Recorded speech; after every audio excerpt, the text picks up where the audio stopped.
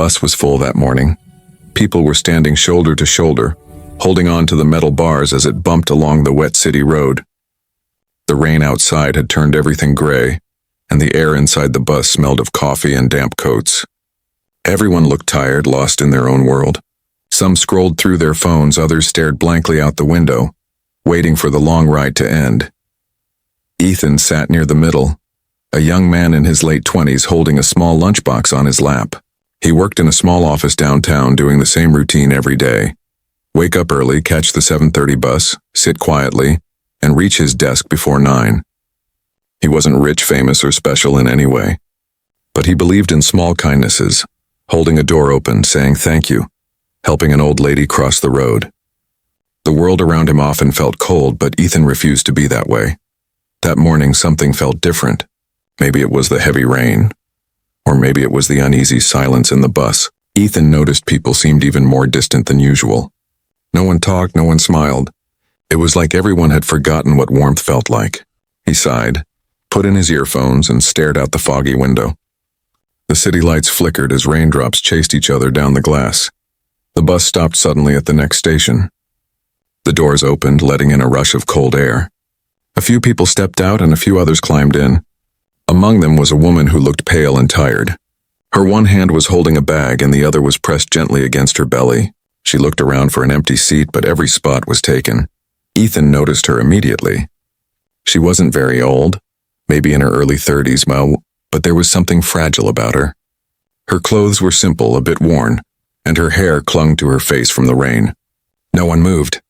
People glanced at her for a second and then went back to their phones as if they hadn't seen her. The driver started the bus again, and she had to grab a pole to steady herself. Her hand trembled slightly as she tried to balance the bag and her body. Ethan hesitated for only a moment. Then he stood up and smiled. "Here, ma'am, please take my seat," he said softly. The woman looked surprised. For a second, she didn't respond, almost like she couldn't believe someone was speaking to her. Then she blinked quickly, her eyes shining with a strange mix of gratitude and exhaustion. "Oh, thank you," she whispered. Her voice was shaky, as if she hadn't spoken to anyone in a while. As she sat down carefully, Ethan noticed her trying to catch her breath. He smiled politely and held onto the overhead rail. "It's okay," he said when she tried to thank him again. "You need it more than I do." The bus jolted again, and she placed her hand protectively over her belly. Ethan saw her lips tremble slightly. He thought maybe she was in pain, but she just looked down, silent. Then, to his surprise, he saw a tear roll down her cheek. She quickly wiped it away and turned her face toward the window. Ethan wanted to ask if she was okay, but he didn't want to make her uncomfortable. Instead, he stood there quietly, glancing at her reflection in the glass. Something about her sadness made him uneasy. It wasn't just tiredness. It was the kind of sadness that runs deep, that comes from hopelessness. A few minutes later, the woman turned her head toward him. "You don't know what this means to me," she said softly. Her voice was barely above a whisper. Before Ethan could reply, the bus stopped again. She quickly stood up, thanked him one last time, and stepped off into the rain. Ethan watched her walk away through the fogged-up window. She didn't have an umbrella, and her thin coat barely kept her dry. He didn't know why, but something inside him told him her story wasn't simple. There was a heaviness in her eyes, like she was carrying more than just the weight of her child. The rest of the ride felt strangely quiet. Ethan sat down again when the seat was free, but the warmth she left behind still lingered. He tried to listen to music, but his mind kept replaying her face, her trembling hands, and that single tear. He wondered where she was going, if she was safe, and why she had looked so lost.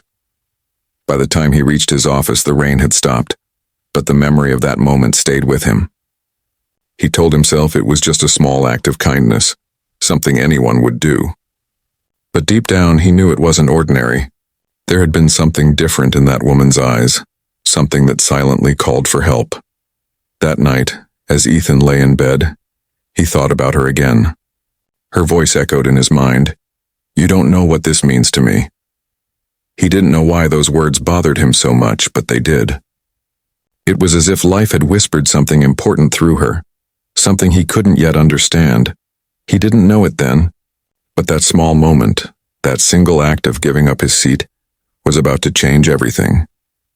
It was the beginning of a story that would test his heart, his faith in kindness, and show him how one small gesture could become the turning point in someone's life. Ethan closed his eyes that night with a quiet thought. Maybe, just maybe, the universe had placed that woman on his path for a reason. The next morning, the bus felt emptier, but Ethan's thoughts were still full. He couldn't stop thinking about that woman, the way she'd looked at him, the tears she tried to hide, and those strange words she whispered before leaving. "You don't know what this means to me." He sat in the same spot again, near the middle window. The rain had stopped, but the clouds still hung heavy, turning the city pale. As the bus rumbled through the streets, Ethan kept glancing at every person who climbed in, half expecting to see her again. But she didn't come. He told himself to forget it. People come and go every day, he thought. Maybe she was just emotional. Maybe it was nothing, but something deep inside him refused to let go. There was a mystery there, something unfinished. 2 days later, fate decided to surprise him.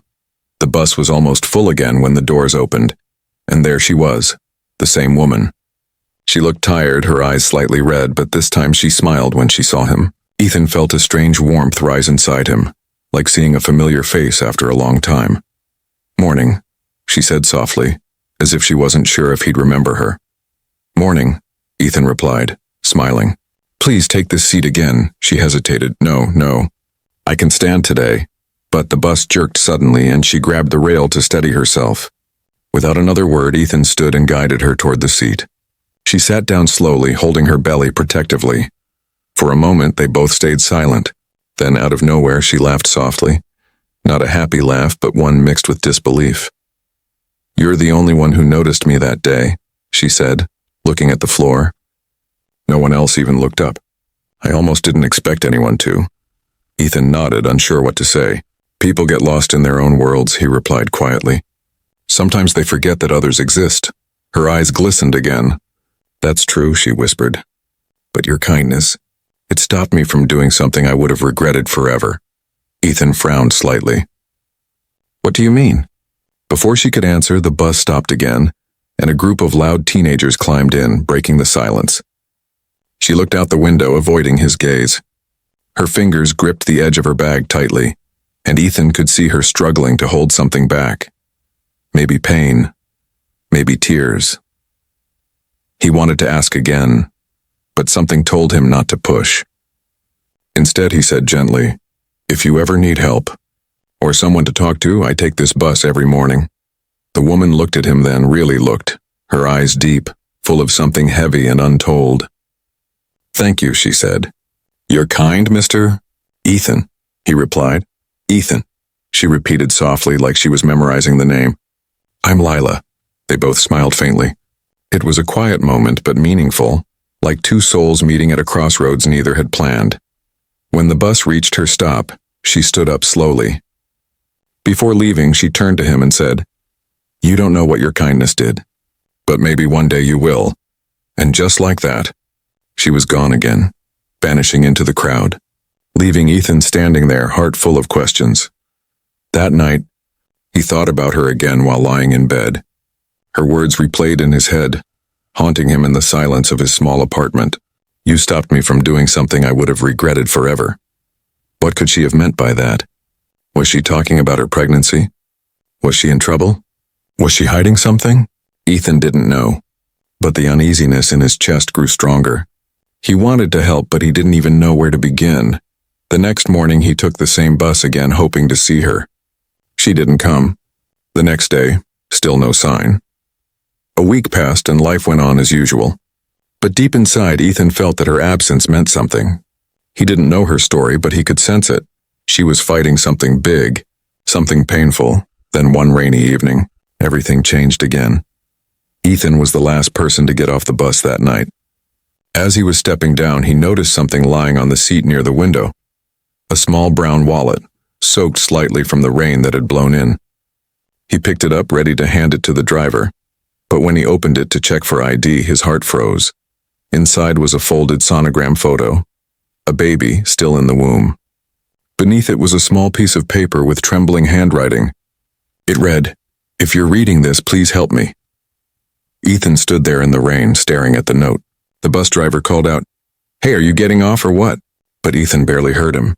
His mind was spinning. It had to be her, Lila. He stepped off the bus, the note clutched tightly in his hand. The rain poured harder, soaking through his shirt, but he didn't care. Somewhere out there, a woman was crying for help, and she had trusted that a stranger, a man who gave her his seat, might find her message. For the first time in years, Ethan felt his heartbeat racing, not from fear, but from purpose. He didn't know what he was about to uncover, but he knew he couldn't walk away. That night, the city seemed quieter than usual. The rain had stopped, but the streets still glistened under the yellow streetlights. Ethan walked home slowly, holding the small brown wallet in his hand like it was something fragile, something important. Every few seconds he'd open it again, staring at the folded note and the ultrasound photo inside. "If you're reading this, please help me." Those words echoed in his head like a bell. They weren't just a message.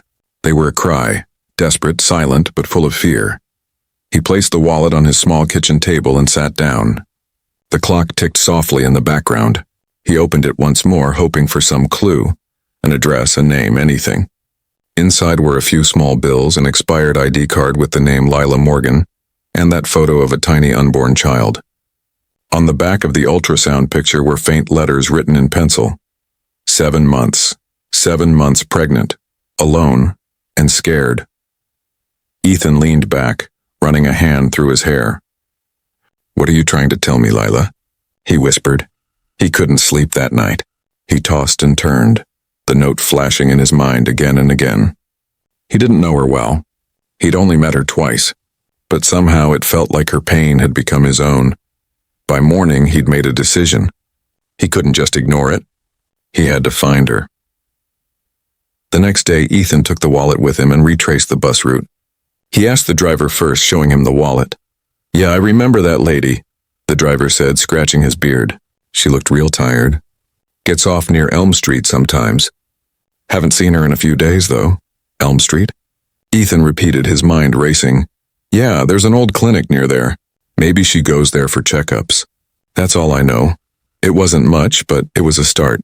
Ethan spent the next few hours searching. He walked down Elm Street, stopping by every small shop, asking if anyone had seen her.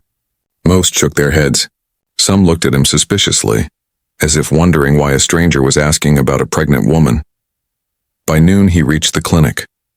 It was small, its paint peeling, but clean and quiet. He stepped inside, clutching the wallet nervously. A nurse at the reception desk looked up. "Can I help you?"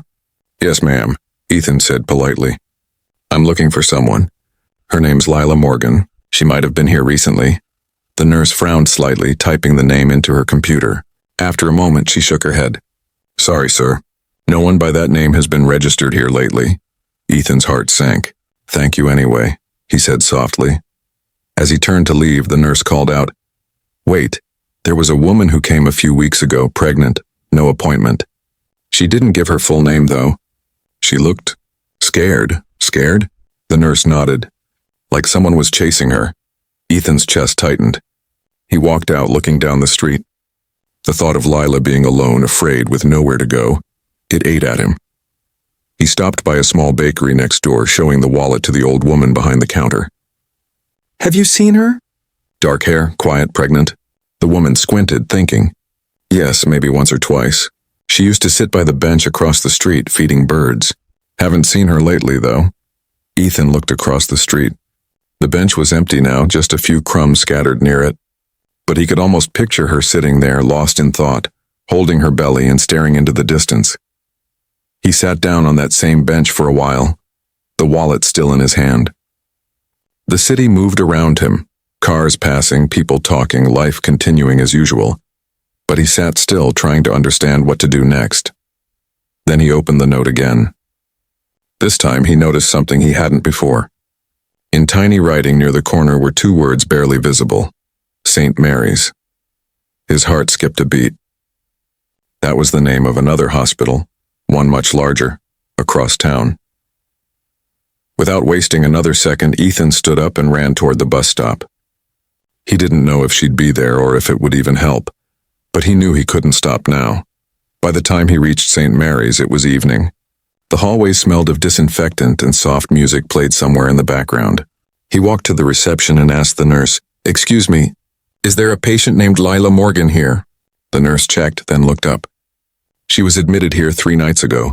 Maternity ward, 3rd floor." Ethan's breath caught. She was here.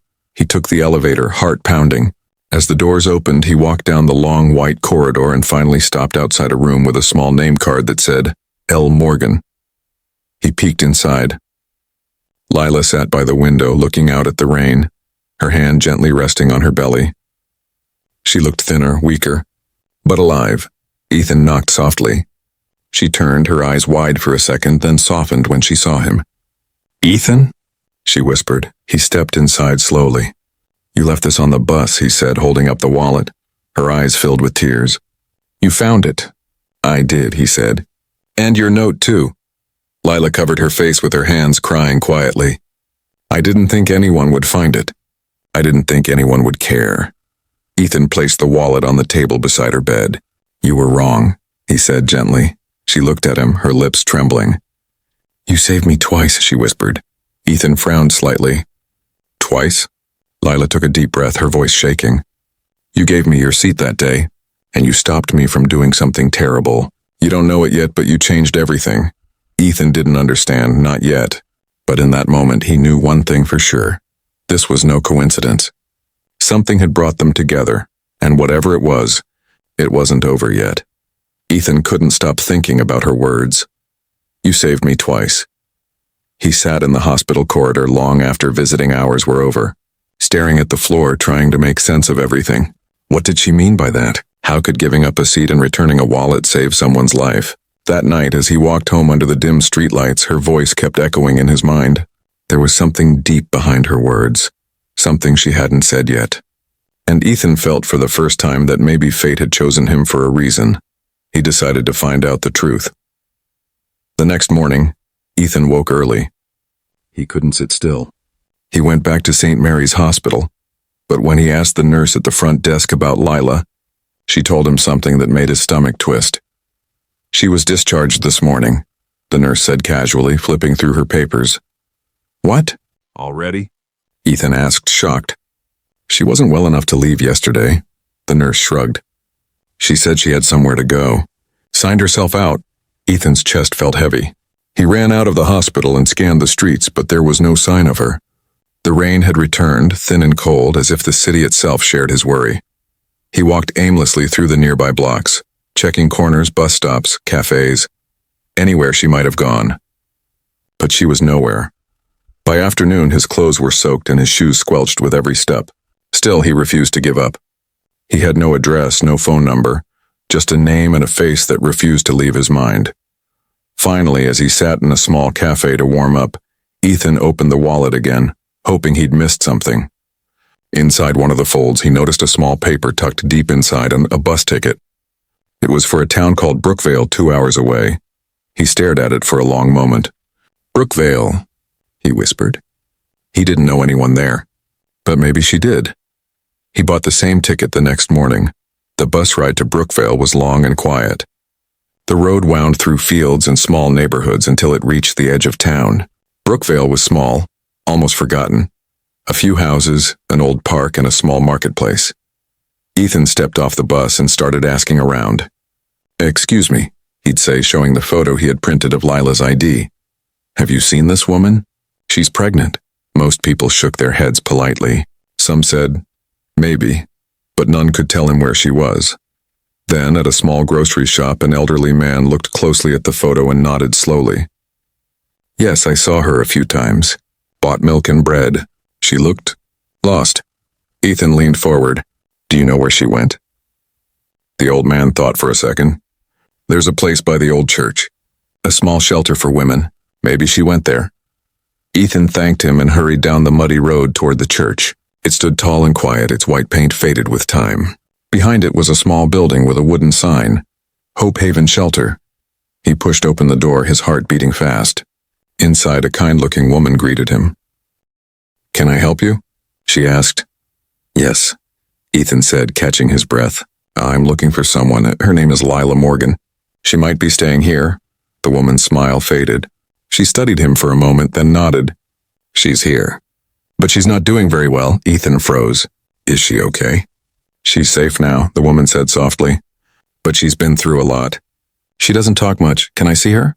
After a pause, the woman led him down a quiet hallway. She stopped outside a small room and knocked gently. Lila, someone's here to see you. For a few seconds, there was no answer. Then a faint voice said, Who? The woman looked at Ethan, then opened the door slightly. Lila sat on a narrow bed wrapped in a blanket, her hair loose and her eyes hollow. When she saw Ethan, her lips parted in disbelief. You came? She whispered. Ethan stepped inside slowly. I couldn't just disappear after finding your note. Her eyes filled with tears. I didn't think anyone would care enough to look. He pulled a chair beside her bed. You said I saved you twice. Please, tell me what you meant. Lila stared at her hands, trembling. I was on my way to do something terrible that morning, she said, her voice shaking. I thought my life was over. I had no one, nowhere to go. I thought if I ended it, maybe the pain would stop. Ethan's throat tightened. You mean, she nodded. Yes, I wasn't just going to end my life. I was going to take my baby with me. The room went silent except for the sound of her quiet sobs. Ethan sat frozen, unable to breathe. But then, Lila continued softly. You stood up. You gave me your seat. You smiled like I mattered. And for the first time in months, I felt seen. Human. That simple act stopped me. I changed my mind that day. Tears filled Ethan's eyes. He had no words and only silence and shock. You didn't just save me that day, she whispered. You saved my child, too. Ethan reached across and gently took her trembling hand. You're not alone anymore, he said quietly. Not ever again. She looked at him, truly looked, and for the first time in a long time, she smiled. It was small, fragile, but real. That night, as Ethan walked out of the shelter, he looked up at the dark sky and exhaled deeply. The world suddenly felt different, softer, brighter somehow. He didn't know what would happen next, but one thing was clear. Kindness had changed 2 lives.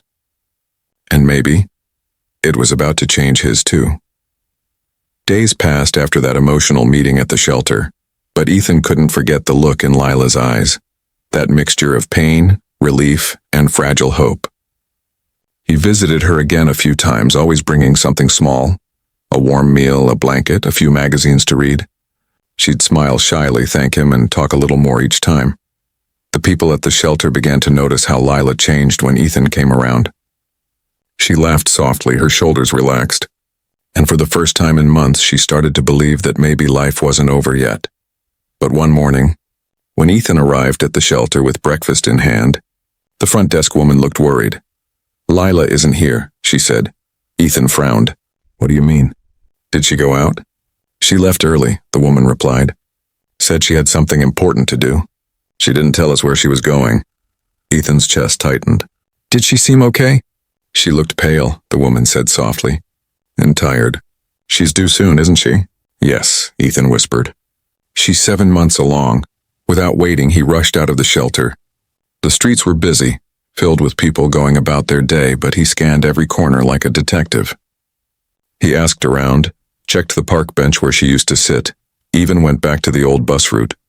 But there was no sign of her. By evening, rain started falling again, turning the sidewalks into mirrors. Ethan's clothes clung to his body, his hair dripping, but he didn't stop. Something deep in his gut told him she needed help. He was right. 2 days later, Ethan received a call from the shelter. Sir, the woman said urgently, Lila was brought to the city hospital. She collapsed near the marketplace. Someone found her and called an ambulance. Ethan's heart jumped. Which hospital? City General, she said. He didn't waste a second. When he reached the hospital, the smell of disinfectant and the faint echo of footsteps filled the hallways. He ran to the reception, his voice trembling.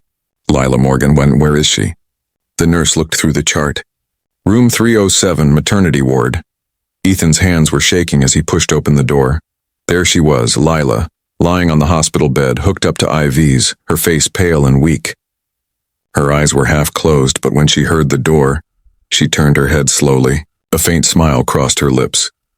You found me again, she whispered. Ethan swallowed hard and walked closer. You scared me. Why didn't you tell anyone where you were going? She looked down, tears forming in her eyes. I didn't want to be a burden. I thought I could handle it. But I was wrong. He pulled a chair close and sat beside her. You're not a burden, Lila. You never were. Her eyes glistened with emotion.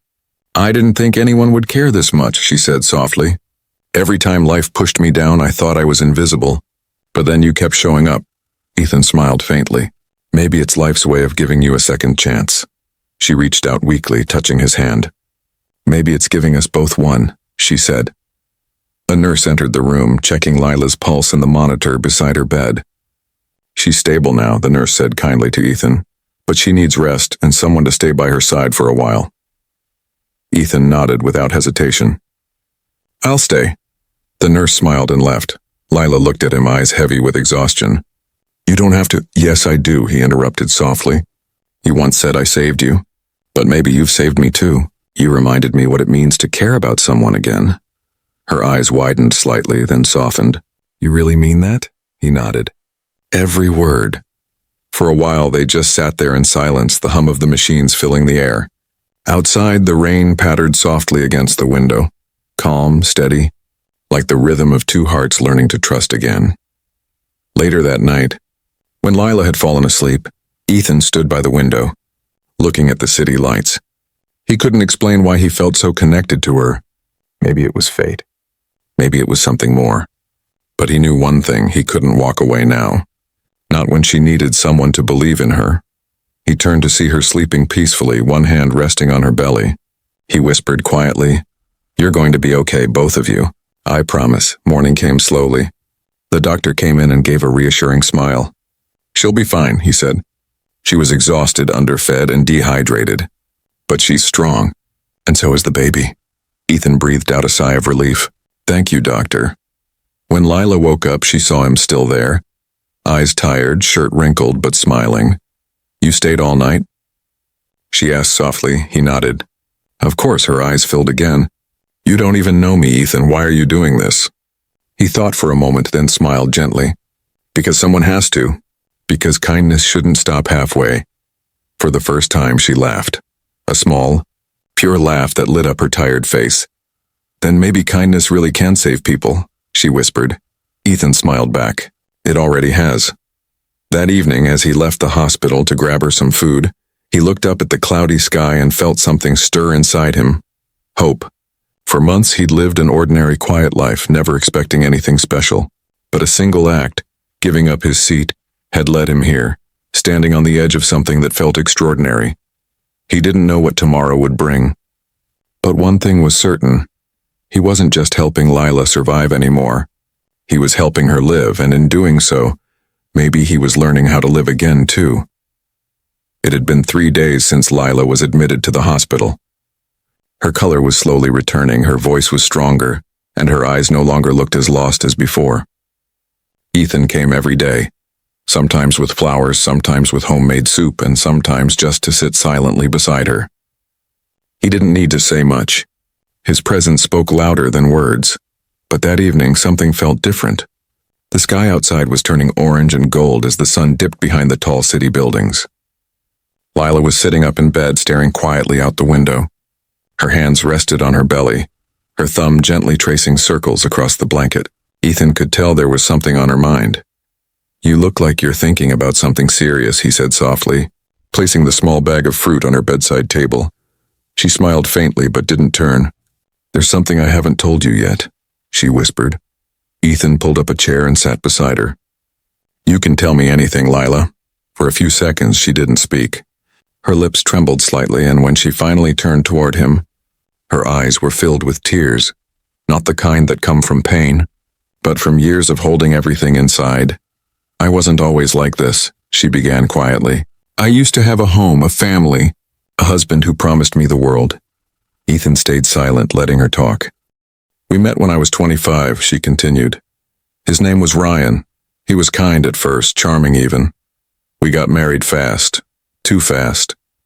At first, things were good. Then, he changed. Her voice cracked. He started drinking. The first time he hit me, he said it was my fault. I believed him.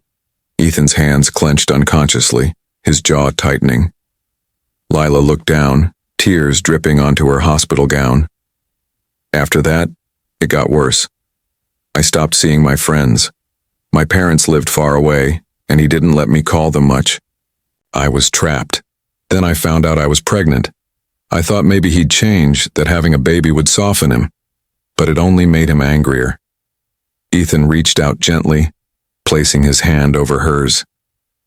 "You don't have to go on if it hurts too much." But Lila shook her head. "No, you need to hear it, because this is why I left. The night I ran away, he had hit me again. Worse than before. I packed a small bag, grabbed the little money I had hidden, and got on the first bus I could find." Her eyes met Ethan's. "That's the bus where I met you." The room went quiet. The beeping of the monitor was the only sound. "I didn't know where I was going," she said softly. "I had no plan, no home, no one waiting for me. I was tired, not just of running, but of living. When you stood up and gave me your seat, something inside me broke. Not from pain, from disbelief. For the first time in years, someone showed me kindness without wanting anything in return. And that moment stopped me from giving up completely." Ethan felt his throat tighten. He had always believed small acts of kindness mattered, but hearing this, it was overwhelming. "I didn't think anyone would notice me that day," Lila whispered. "I was ready to disappear. But you saw me, and that one moment, that one act, gave me the strength to keep going. When I left that bus, I walked into the nearest shelter instead of doing what I had planned." Her voice broke again, and she wiped her eyes. "You didn't just save me, Ethan. You saved my baby too." Ethan leaned closer, his voice low and gentle. "You're stronger than you think, Lila. You survived something terrible and still found the courage to keep moving. That's not weakness. That's bravery." She smiled through her tears. "Maybe, but I couldn't have done it without you." He shook his head softly. "You would have found your strength eventually. I just happened to be there when you needed a reminder that kindness still exists." For the first time in a long while, Lila laughed, a fragile, trembling laugh that carried both pain and peace. "You always say the right thing, you know that?" Ethan smiled faintly. "I try." That night, after visiting hours, Ethan walked home slowly under the quiet sky. The city lights shimmered like stars trapped in puddles on the street. He thought about Lila's story, how easily life can break someone, how quickly love can turn into fear, and how sometimes the smallest choices create the biggest miracles. He realized something else too. When he first met her, he thought he was helping a stranger, but now he knew. She wasn't a stranger anymore. Somewhere between that first bus ride and this hospital room, she had become someone who mattered, someone he wanted to protect. The next morning he returned early, just as the nurses were finishing their rounds. Lila looked brighter, sitting up and eating breakfast. She smiled when she saw him. "You're early," she said playfully. He shrugged. "Couldn't sleep. I figured the hospital coffee might be better than the one at home." She laughed, a genuine warm laugh that made the nurse glance in, smiling. Then Lila grew serious again. "Ethan," she said softly, "I'm scared. When the baby comes, I don't know how I'll raise him alone. I don't even have a home to take him to." Ethan leaned forward and looked straight into her eyes. "Then you won't be alone. We'll figure it out together." Her lips trembled again. "You mean that?" He nodded. "I do." She reached out, holding his hand tightly, tears returning, not from pain, but from hope. And for the first time, Lila didn't feel like a broken woman anymore. She felt like a mother, a survivor, and maybe, just maybe, someone finally loved enough to start over. Weeks passed, and Lila grew stronger each day. The doctors were amazed at how quickly her condition improved. But Ethan knew it wasn't just the medicine, it was hope. Hope had finally returned to her life, and with it came the will to fight again. He visited her every day, bringing small gifts, a storybook for when her baby would arrive, fresh fruit, or sometimes just a cup of tea so they could sit and talk like old friends. Their conversations were simple but warm, about childhood, Memories, favorite foods, and the little dreams they once had but lost along the way. One afternoon, as the sun poured golden light through the hospital window, Lila said something that made Ethan pause. "You know, Ethan," she began softly, "I used to think kindness was a weakness, that being too gentle meant people could hurt you. But now, I think it's the strongest thing in the world." Ethan smiled. "Kindness doesn't make you weak. It makes you different. And that difference can change everything." She looked at him, eyes shining. "You've already changed everything for me." A few weeks later, Lila was discharged from the hospital. Ethan helped her move into a small apartment he found near his neighborhood. It wasn't fancy, just a quiet place with a single bedroom, a small kitchen, and a window that looked out onto a park full of blooming cherry trees. He helped her set up a few things, a second-hand crib, a couch, and some curtains to make the place feel like home. Lila stood in the doorway, tears in her eyes. "I don't know how I'll ever repay you," she whispered. Ethan shook his head with a soft smile. "You don't have to. Just promise me you'll keep believing in yourself." She nodded slowly. "I will." From that day forward, Ethan made it his quiet mission to make sure she never felt alone again. He visited every evening after work, bringing dinner or groceries, helping fix things around the apartment. Sometimes he'd just sit on the couch while Lila talked to her unborn baby, telling him stories about the world, about kindness, courage, and second chances. Those moments were peaceful, beautiful even. But something else started happening too, something bigger than either of them expected. One morning, Ethan posted Lila's story anonymously online. Not with her name or photo, but just the story of a pregnant woman who had almost given up until a stranger gave her a seat on the bus. He wrote about how one act of kindness can save a life. He didn't expect much, but the story spread like wildfire. Within days, thousands of people had shared it. Comments poured in. "I cried reading this." Faith in humanity restored. Sometimes a stranger's kindness is all we need. People began sharing their own stories, moments when a small act of compassion had changed their lives. The world, for a brief moment, seemed to breathe a little softer. When Lila found out, she was speechless. She sat there holding her phone, tears rolling down her cheeks as she read the comments. "Ethan, you didn't have to do this," she whispered. He smiled. "I didn't do it for attention. I did it because people need to remember. Kindness still matters." Lila nodded slowly, emotion thick in her throat. "You've started something bigger than both of us."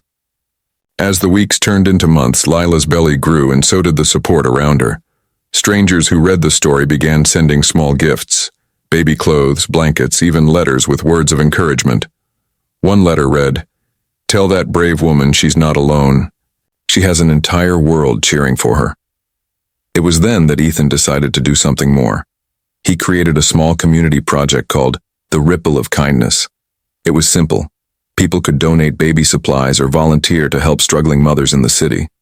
At first, it was just a few people, but within a month, the project grew. Families, students, and even local businesses joined in. Shelters were supplied, and several women like Lila found new hope and safety. Lila watched in awe as her story became the spark that helped hundreds of others. "I don't believe this is happening," she said one evening sitting on the couch, her hands resting on her belly. "All this started with one bus ride." Ethan looked at her, smiling softly. "That's the thing about kindness. It spreads. One small act becomes another, and another, until the whole world feels it." A few weeks later, Lila went into labor late one rainy night. Ethan rushed her to the hospital, holding her hand as she cried and laughed at the same time. Hours passed, and finally a nurse walked out smiling. "Congratulations," she said. "It's a boy." When Ethan stepped into the room, Lila was holding her newborn, a tiny, peaceful baby with a tuft of dark hair. She looked up at Ethan with tired, glowing eyes and whispered, "I named him Ethan." He froze. "What?" "You gave me my life back," she said softly. It's only right that my son carries the name of the man who reminded me how precious life is. Ethan's eyes filled instantly. He sat beside her, gently touching the baby's tiny hand. "He's perfect," he said, his voice trembling. That night, as the rain pattered softly outside, Ethan stood by the window of the hospital room, watching the city lights flicker. Behind him, Lila hummed a lullaby to her son, a sound so peaceful it made his chest ache. He smiled faintly, whispering to himself, "One seat, one act, one miracle." And somewhere deep down, he knew the ripple of kindness would keep spreading. Long after the story of that bus ride was forgotten, kindness itself would keep finding its way into the hearts of strangers.